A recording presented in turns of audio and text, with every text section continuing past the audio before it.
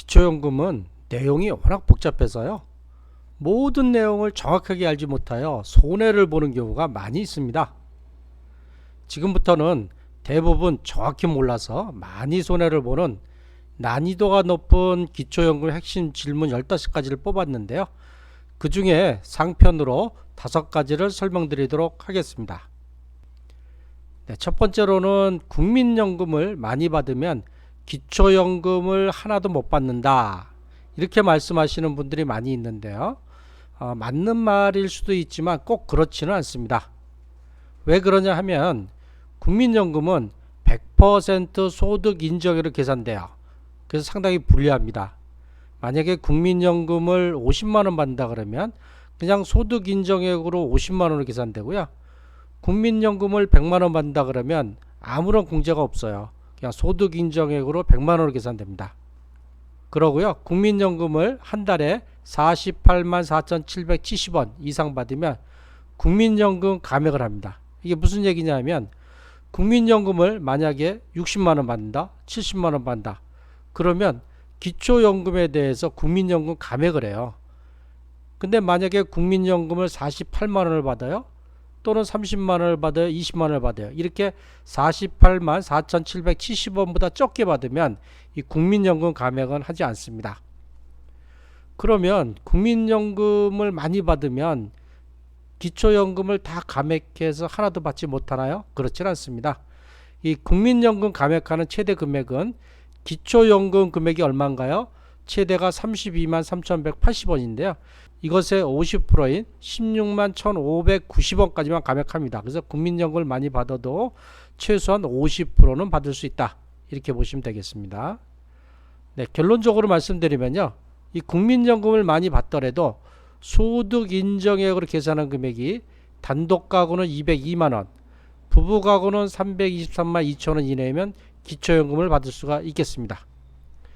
네, 제가 단독 가구를 기준으로 해서 계산을 한번 해드리려고 하는데요. 만약에 어떤 분이 단독 가구인데 국민연금을 100만원 받으세요.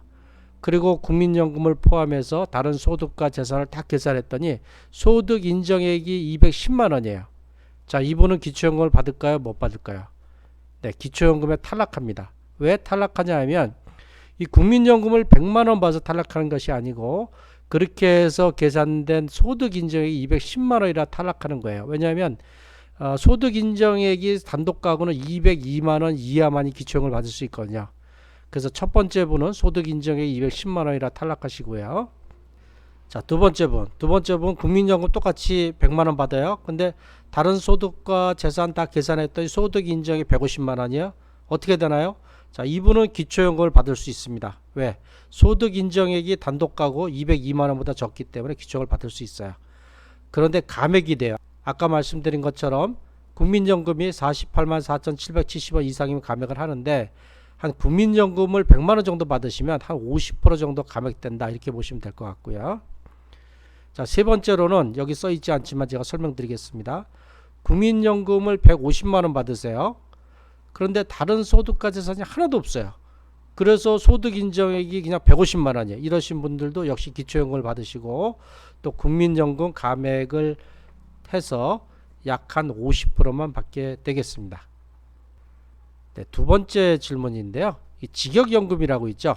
공무원연금이나 사학연금, 군인연금, 우체국연금을 직역연금이라 그러는데 대부분 아시는 것이 직역연금 받으면 기초연금 무조건 못 받아, 이렇게 알 수 있어요. 네, 어느 정도 맞는 말이긴 해요. 이 대부분 탈락하는데 예외도 있다 하는 걸 제가 말씀드리려고 하는데요. 이 직역연금의 원칙이 어떻게 되냐면 이 직역연금 대상이시면 본인 그 직역연금 받으시는 본인뿐 아니라 그 배우자도 기초연금 대상에서 탈락합니다. 이 직역연금 받으신 분들이 가장 억울해하는 것이 뭐냐면 퇴직할 때 일시금으로 받았어요. 그래서 그 돈을 다 쓰셔서 지금 한 푼도 없어요. 그래도 계속 기초연금을 못 받고 있습니다. 네, 요건 좀 더 제도적으로 보완이 돼야 되지 않을까 생각합니다. 그러면 직역연금을 받아도 기초연금을 받을 수 있는 예외조항이 있어요. 이 예외조항에 대해서 제가 말씀드리려고 하는데요. 첫 번째로는 국민연금과 직역연금 연계에 관한 법률에 따른 연계퇴직연금이나 또는 연계 퇴직 유족연금 중 직역재직기간이 10년 미만이신 분은 무조건 탈락하지 않아요. 이 말은 뭐냐면 무조건 탈락하지 않고 소득 인정액으로 계산해서 선정 기준액 이내이면 기초연금을 받을 수 있다. 이렇게 보시면 되고요. 네, 두 번째로는 공무원연금법이나 공무원재해보상법 또는 사립학교 교직원 연금법에 따른 장애 일시금을 받았거나 비공무산 장애 일시금, 비직무상 장애 일시금, 퇴직 유족 연금 일시금 또는 퇴직 유족 일시금을 받은 이후 5년이 경과하신 분. 자, 이거는 무슨 얘기냐면 요런 일시금들을 받고 나서 5년 이내에는 무조건 탈락이라는 얘기고요. 5년이 경과하면 다시 소득 인정액을 계산해서 선정 기준액 이내이면 기초연금을 받을 수 있다. 이런 얘기입니다. 네, 세 번째로는 비슷한 얘기인데요. 군인연금법에 따른 퇴역 유족 연금 일시금 또는 군인재해보상법에 따른 순직 유족 연금 일시금을 받은 이후 5년이 경과하신 분도 소득 인정을 계산해서 선정 기준액 이내이면 기초연금을 받을 수 있고요. 네 번째로는 별정우체국법에 따른 유족연금 일시금을 받은 이후 5년이 경과하신 분도 똑같이 적용을 받게 되겠습니다. 네, 그리고 또 추가로 있어요. 추가로 또 특례조항이라는 게 있는데 여기에 해당하시는 분은 해당을 하면 기초연금의 50%까지 받을 수가 있겠습니다. 따라서 직역연금 대상이라고 해서 무조건 탈락하는 것은 아니다. 이렇게 예외 조항이 있다는 것도 꼭 좀 알아두시면 도움이 되겠습니다. 네, 세 번째로는 많이 알고 계시죠?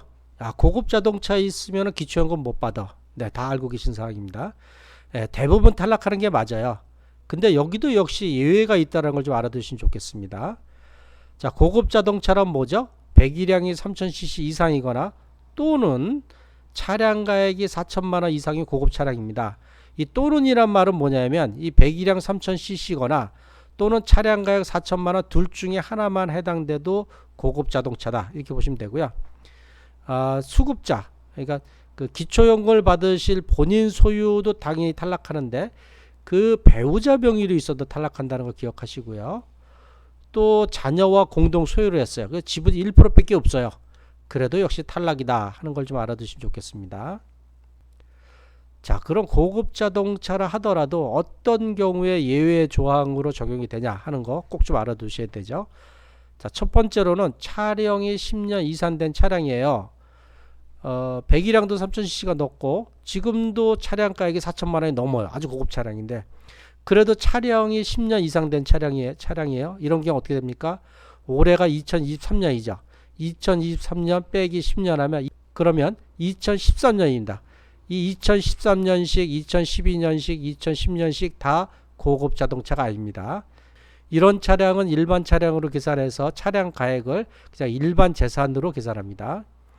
자, 두 번째로는 생업용 자동차로 소명된 경우에 이 차가 제가 먹고 사는데 꼭 있어야 되는 차량입니다. 이 차가 없으면 저는 먹고 살지 못해요. 이렇게 소명이 된 차량인 경우도 예외가 되고요. 세 번째로는 압류 등으로 운행이 불가능한 자동차 예외고요. 법인 등기하지 않은 단체 대표자 명의로 차량 등록한 차량도 역시 고급 자동차 예외로 산정하게 되겠습니다. 자, 그런데요. 지금부터 말씀드린 이 두 가지는 그 예외가 될 뿐 아니라 이 차량 가액도 아예 재산에서 제외를 해요. 첫 번째는 뭐냐면 장애인 복지법에 따라 등록한 장애인이 소유한 자동차입니다. 장애 등급 무관해요.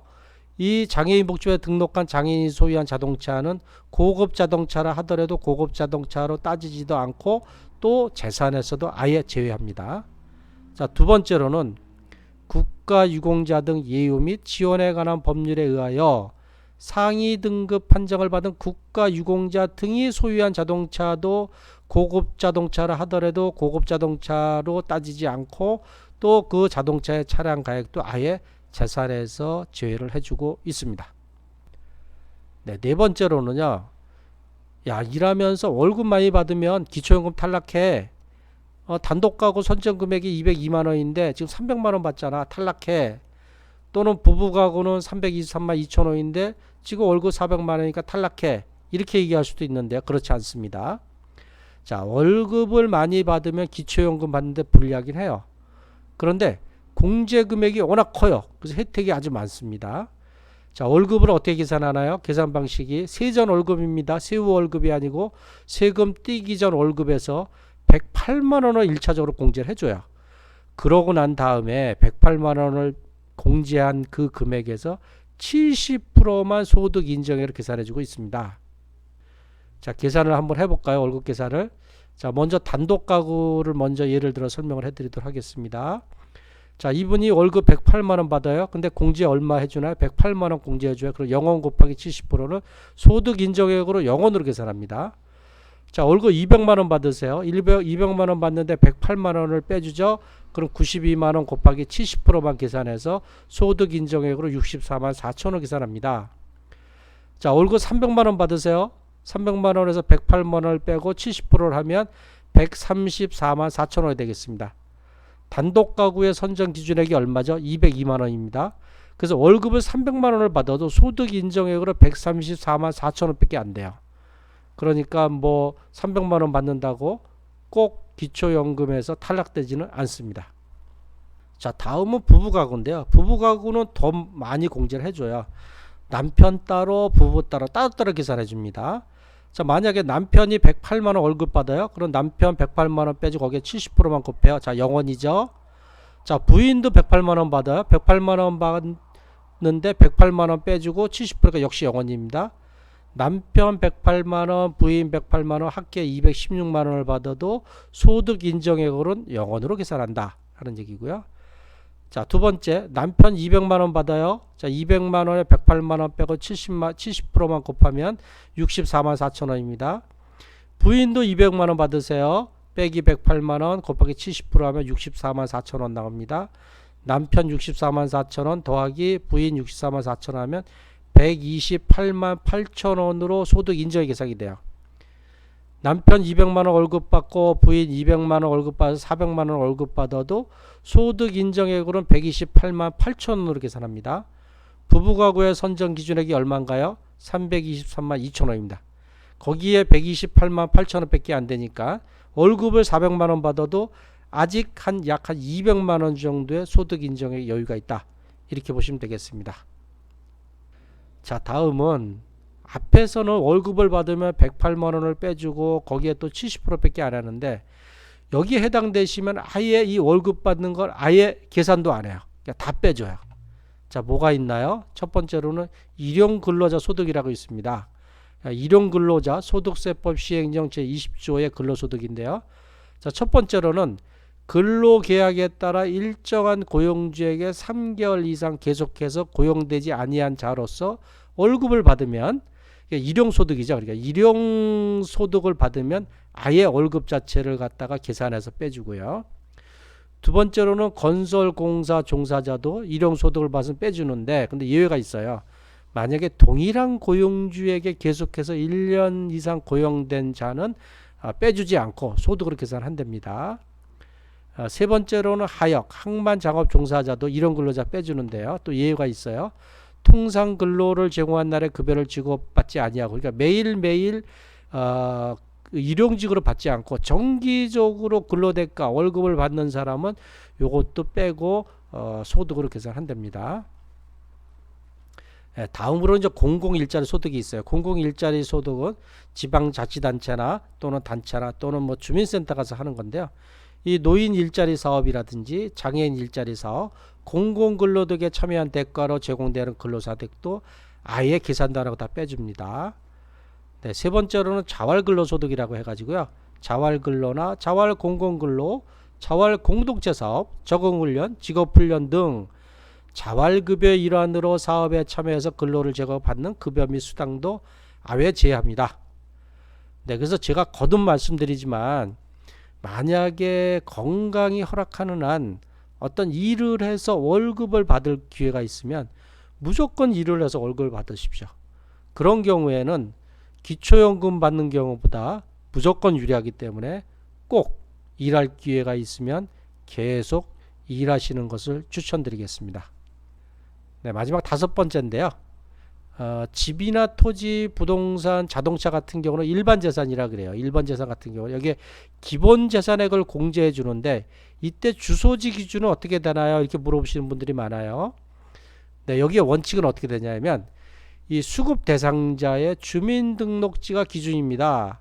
이 소유하고 있는 아파트 소재지가 아니라는 건 무슨 얘기냐 하면 만약 이 수급 대상자의 주민등록지 주소지가 농어촌이에요. 근데 집은 서울에 갖고 계세요. 그런 경우는 어디를 기준으로 기본재산을 공제해 주냐 하면 이분의 주민등록지인 농어촌을 기준으로 공제해 주고 있습니다. 자, 부부의 경우에요. 부부인데 남편은 서울에 주민등록지가 있고 부인은 농어촌에 주민등록지가 있어요. 자, 이런 경우 어떻게 됩니까? 유리한 지역으로 한 번만 공제해 준다는 얘기입니다. 유리한 지역이란 어디냐요? 서울이 더 많이 공제해 주죠. 이런 경우는 남편의 주민등록지인 서울을 기준으로 공제해 줍니다. 근데 여기 한 번만 공제라는 말이 있어요. 앞에서 제가 월급을 공제할 때는 남편 따로 부부 따로 이렇게 두 분 다 공제를 해주는데 이렇게 일반 재산의 기본 재산액을 공제할 때는 한 번만 공제해 준다. 두 번 공제하지 않고 남편 서울에 1억 3,500만 원만 공제해 준다. 예, 이렇게 보시면 되겠습니다. 자, 그럼 기본 재산의 공제 금액이 어떻게 되나요? 크게 대도시, 중소도시, 농어촌 이게 세 개로 나눠지고요. 그럼 대도시는 어딘가요?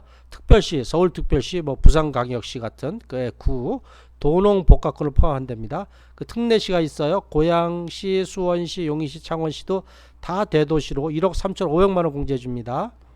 자, 중소도시는 어딘가요? 도의 시와 세종특별자치시입니다. 뭐 경기도 의정부시 이런 거 같은 게 중소도시입니다. 8,500만 원 공제해 주고요. 자, 농어촌입니다. 도의 군, 뭐 강원도, 영월군 이런 군들 7,250만 원을 공제해 주고 있습니다.